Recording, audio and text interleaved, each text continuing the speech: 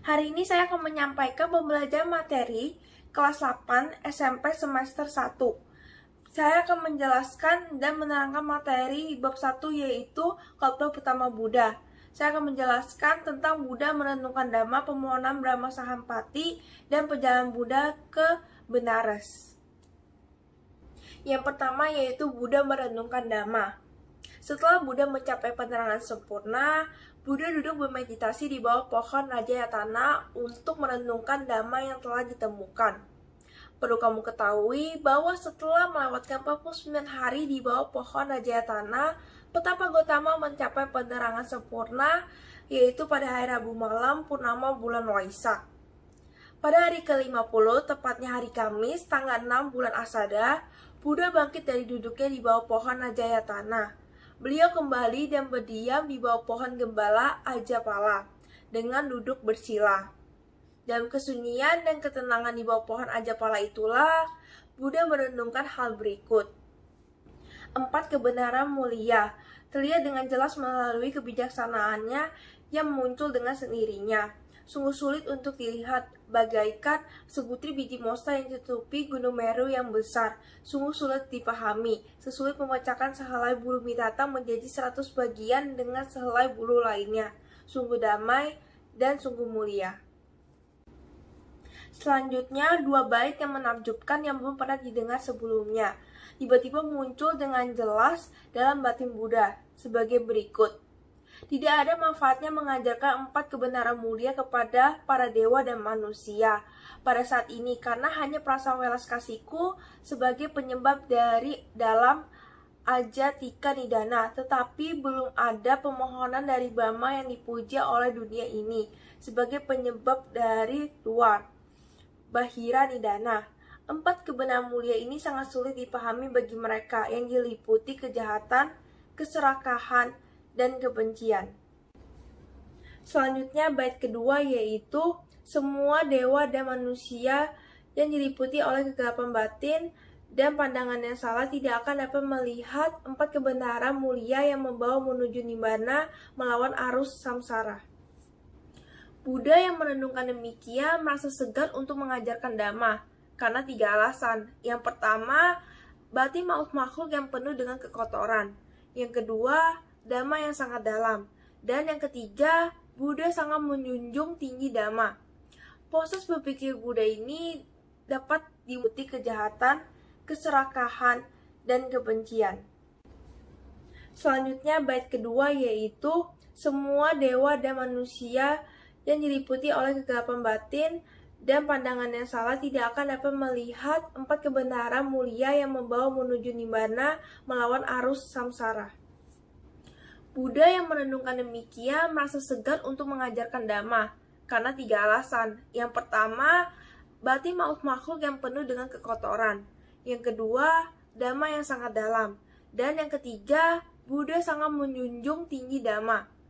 Proses berpikir Buddha ini dapat diumpamakan seorang dokter yang merawat pasien yang menderita berbagai macam penyakit. Dokter itu merenungkan dengan cara bagaimana dan obat apa yang tepat untuk menyembuhkan berbagai penyakit itu. Dan Buddha menyadari bahwa semua makhluk yang menderita berbagai penyakit kotoran batin dan Dhamma yang sangat sulit dimengerti. Buddha merenungkan Dhamma apa yang harus aku ajarkan kepada makhluk-makhluk ini, dan dengan cara bagaimanakah aku harus mengajarkan mereka. Hal ini bukan berarti Buddha menyerah total dengan berpikir aku tidak akan mengajarkan Dhamma kepada makhluk-makhluk sama sekali. Ada 2 alasan mengapa Buddha mengajarkan Dhamma. Yang pertama, welas asih yang besar maha karuna kepada makhluk-makhluk yang muncul dalam batin Buddha. Dan yang kedua, permohonan Brahma agar Buddha mengajarkan Dharma. Pada saat Buddha merenungkan Dharma yang sangat dalam dan banyaknya kotoran batin dalam batin makhluk-makhluk, welas asih yang besar, maha karuna, serta penyebab dari dalam Ajahata Nidana yang telah timbul, namun penyebab luar Bahira Nidana masih kurang karena Brahma belum mengajukan permohonannya. Buddha hanya akan mengajarkan Dhamma jika Brahma telah mengajukan permohonannya. hanya akan mengajarkan Dhamma setelah ada pemohonan dari Brahma, merupakan suatu peristiwa yang wajar bagi setiap Buddha. Alasan mengajarkan Dhamma setelah pemohonan dari Brahma adalah di luar masa perkembangan ajaran Buddha. Sebelum munculnya Buddha, mereka yang taat dan bijak hanya memuja Brahma. Oleh karena itu, jika Brahma yang dihormati di dunia memperlihatkan penghormatannya kepada Buddha dengan bersujud di depannya, seluruh dunia juga akan ikut bersujud dan memiliki keyakinan terhadap Buddha. Alasan ini adalah suatu kebiasaan yang kewajaran bagi Buddha untuk mengajarkan Dhamma hanya setelah ada pemohonan yang diajukan oleh Brahma. Demikianlah, hanya setelah penyebab luar Bahira Nidana atau permohonan Brahma diajukan, Buddha bersedia mengajarkan Dhamma. Yang kedua yaitu permohonan Brahma Sahampati. Brahma Sahampati dengan tubuhnya bercahaya terang tiba-tiba turun dari alam Brahma dan berdiri di hadapan Buddha.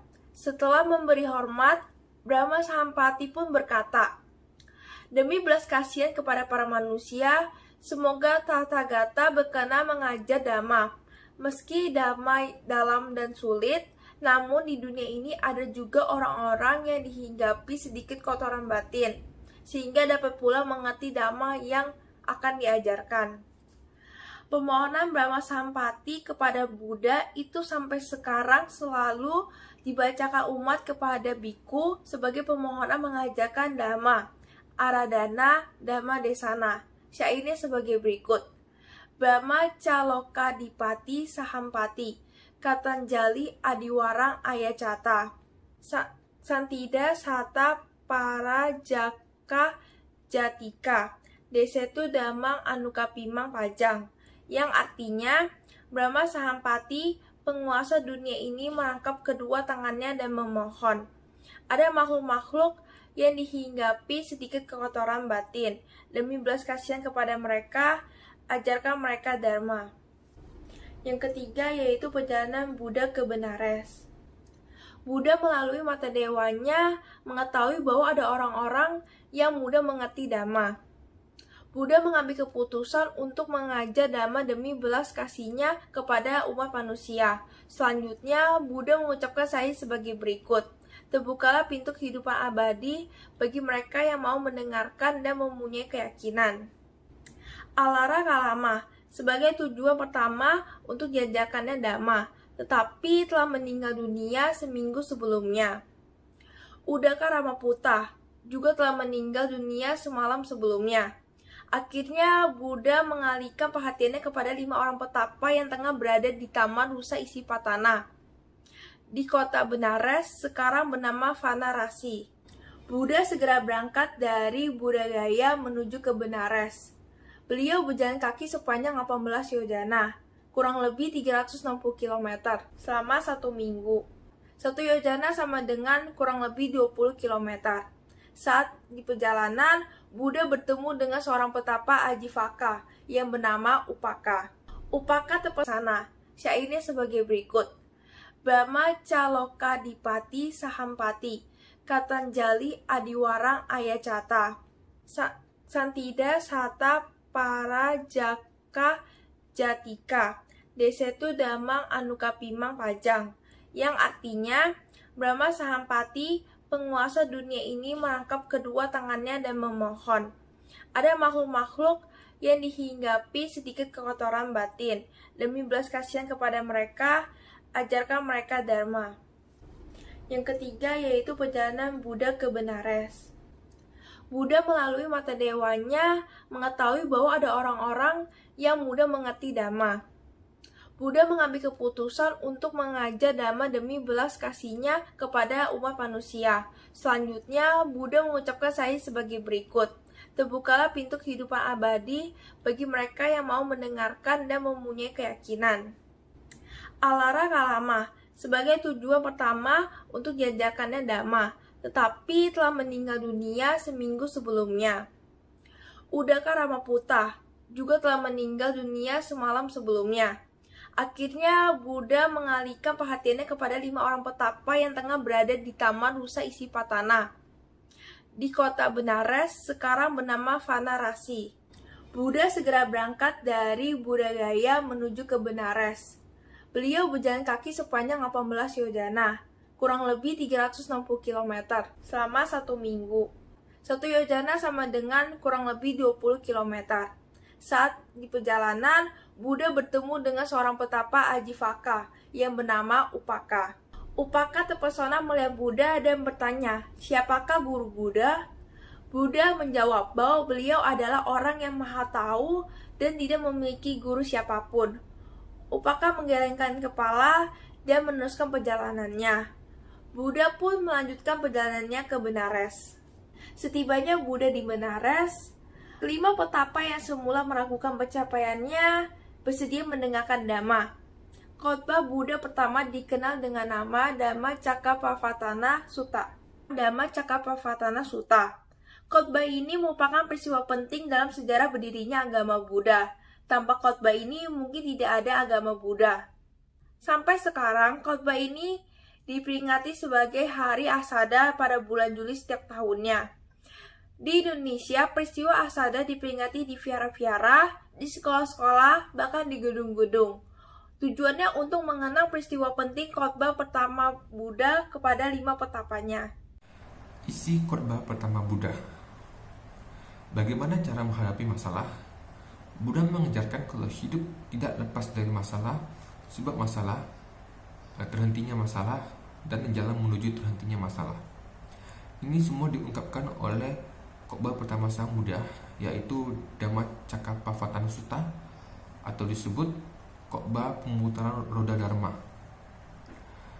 Isi khotbah tersebut terdiri atas 4 kebenaran mulia, yaitu kebenaran mulia tentang dukkha, kebenaran mulia tentang sebab dukkha, kebenaran mulia tentang terhentinya dukkha, dan kebenaran mulia tentang jalan menuju terhentinya dukkha. Setelah khotbah pertama dibabarkan oleh Buddha, semua alam semesta tergugah dan bergoyang oleh bunyi gemuran, dan semua cahaya-cahaya bergemilang melebihi cahaya dewa. Semua dewa-dewa di alam semesta berserempak di dekat Benares, di dekat Istipana dan Mahagadaya. Telah diputar roda Dharma yang tidak tiada bandingnya oleh Sang Bhagawa. Semua bunyi-bunyi ini menembus alam rupa Brahma. Dan yang pertama mengerti adalah Kondana.